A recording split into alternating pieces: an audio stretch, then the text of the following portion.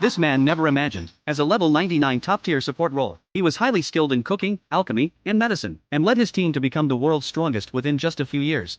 Because Dennis was too exceptional, he not only attracted the attention of the team's goddess, but also provoked the captain's jealousy. So, to expel Dennis from the team under a valid pretense, the captain deliberately injured the dragon's eye during battle, causing it to go into a berserk rage, which led to the failure of their subjugation mission. After the emergency retreat, the captain blamed Dennis for everything. He not only falsely accused him of being a spy sent by another team, but also insisted that the lowly profession of a chef didn't deserve a place here. デニス、お前は追放だ。追放。Seeing that no one dared to speak up for him, Dennis felt nothing but chilled disappointment. Unwilling to argue further with the captain, he immediately turned and left. The next day, Dennis planned to leave the royal capital. Just then, a shout came from behind. It was Katie, the vice captain who had been absent the day before. After all, Dennis was a talent she personally discovered. Since he joined, the team had flourished, becoming the strongest team in the world's eyes. If Dennis truly left, the team would certainly fall into chaos. せめて夕飯だけ作っていって。最終的にそう？ Yet even though Katie begged him to return, Dennis had made up his mind. He bid her farewell and walked away. Though his adventurer career had ended, but his dream of a second life as a chef was just beginning. Upon arriving at the next town, Dennis planned to open a restaurant in this small town. He had studied the process thoroughly long ago. The refrigerators sold in the general store could be replaced using his ice magic, but when it came to kitchen tools and ingredients, he didn't dare to be careless. After acquiring everything he needed, the next step was hiring a server. Then the surrounding commotion caught his attention. Upon getting closer, he realized it was slave traders promoting their goods. Dennis didn't intend to get involved in the transaction, but the girl's desperate eyes reminded him of his own childhood struggles. So as others shouted bids, Dennis, almost as if possessed, shouted out a bid of 1 million. He thought it would be enough to scare off all competitors, but unexpectedly, the general store owner immediately raised it to 1.5 million. なんだこの変態を絵に描いたような野郎は。 Though he still needed a large sum to renovate the restaurant, he couldn't bear to leave the girl to that pervert, so he grit his teeth and raised the bid.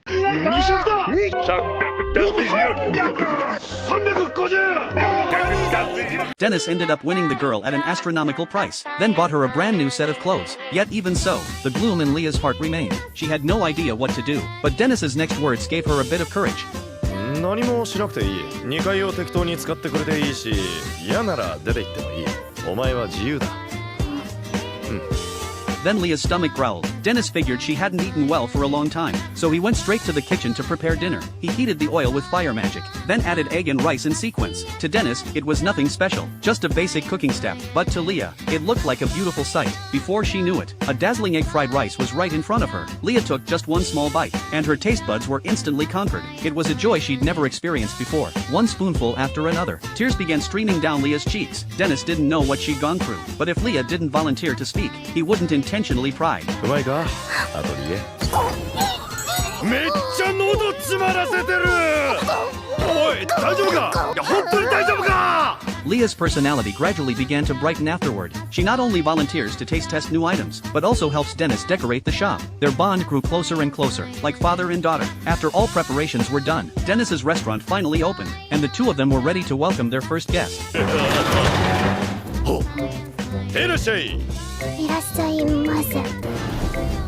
Dennis never expected that the first customer to dine at his restaurant would turn out to be just like him, a pitiful soul kicked out of their team, and the only reason was that she was a girl. That's why, when Haley first entered the restaurant, she wore full armor to conceal her gender. She only had enough money for a bowl of plain rice. Even Dennis couldn't bear to watch this. As the owner, how could he let his first customer eat something so meager? So he decided to give her a pork cutlet rice bowl for free. Haley was instantly moved by his gesture. Just by the look of it, she could tell it was delicious. The moment she took a bite, her taste buds were completely conquered. She had never tasted anything so delicious before. The next day, an adventurer party happened to visit the restaurant, so Dennis asked if they were in need of a female swordsman. To his surprise, they agreed without hesitation. They even said she could join them on a quest the very next day. Upon hearing the news, Haley immediately decided to join. Dennis had spent many years among adventurer parties. He advised Haley to be cautious when choosing teammates, but the naive Haley thought there was nothing to worry about. As the restaurant was about to close that evening, Dennis overheard two female customers talking. They said that recently, there was an adventurer party that specifically invited lone girls to join them, only to lure them into dungeons and assault them in turn. まさかな。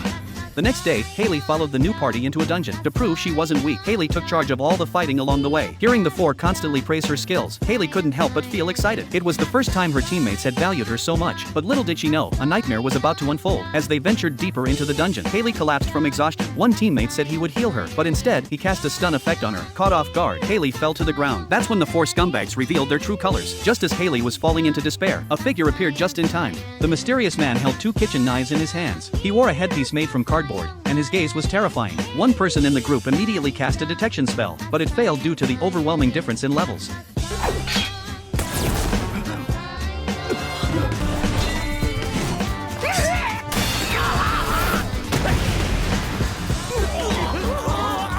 At that moment, Haley's consciousness was slowly fading. What was happening before her eyes felt unbelievable, all because of the opponent's moves. They were as swift and precise as a master chef's technique, though she couldn't see his face clearly. It seemed she had been saved by him. The next day, Haley went to Dennis's shop. She shared what had happened the day before. The group that attacked her had already been arrested by the Adventurers Guild. This incident made her realize the importance of choosing companions carefully. Hearing this, Dennis felt embarrassed. If he had looked into it earlier, it might have been avoided. Haley quickly waved her hands in response. Just then, her stomach growled loudly. Dennis told her to order whatever she wanted the most, and told Leah to leave work early and eat with Haley. Sometime later, a delicious premium steak set was ready. Their expressions said it all, it was incredibly tasty. ねえねえ店長、昨日なんでお店やってなかったの？すまんな、いろいろ野暮用があってな。At that moment, Haley suddenly realized Dennis's silhouette perfectly matched that of the mysterious man who saved her yesterday. いらっしゃい、冒険者食堂へようこそ。 Before they knew it, the next day had arrived. The restaurant was back to business as usual, but Dennis never expected that ever since he was kicked out of the heroes party and became a restaurant owner, the customers he attracted were all pitiful souls exiled from their teams. Not only was there a female swordsman who couldn't find a party, but this time, even a delicate-looking young boy showed up. At first, Dennis thought he was just a regular diner, but to his surprise, the boy kept sighing and complained about every item on the menu. Just as Dennis was about to kick him out, the true treasure of the restaurant made its move. そういう時はチャーハン。チャーハン。はいよ。 After pouring egg mixture and rice into the pan and stir-frying them, Dennis added a touch of magic to the fried rice. And Chris, after just one bite, had the gloom on his face completely lifted. After that, he completely opened up, and Dennis instantly understood why Chris had been kicked out of his party. 周りのレベルが低すぎるってことですかね。 Sometime later, Chris happily announced that he had found a new party, and it was the strongest nearby team, the Night Fog Squad. At first, Dennis was happy for Chris, until he heard that the mission was to go to the 5th floor of the dungeon, where monsters around level 35 lurked. But Chris was only level 17 at the time. Dennis kindly advised Chris to be cautious, but in the eyes of this young boy, there was only confidence in his own magic. The next day, while Dennis was out shopping with Leah, he suddenly heard the voices of Night Fog Squad members nearby. It turned out they had a special initiation ritual to leave new members alone on the 5th floor to test their strength. Upon hearing this, Dennis rushed to the dungeon immediately. By then, Chris was already in grave danger, facing goblins far higher in level and number than him. All Chris could do was run, but the 5th floor was littered with magical traps. In his panic, Chris couldn't even recall the spell to dispel curses. Only then did he realize how naive he had been. If this continued, death was the only fate awaiting him. At the critical moment, someone helped Chris break free. Once the goblins had moved away, Chris realized that the one who saved him was a little girl. The girl said she too had been abandoned by her teammates and trapped here. Their similar circumstances quickly resonated with Chris, but in the next second, goblin footsteps echoed from outside the cave. Chris understood that there was no way both of them could escape, so he rushed outside without hesitation. He hoped to use his own life as bait, to give the girl a chance to escape.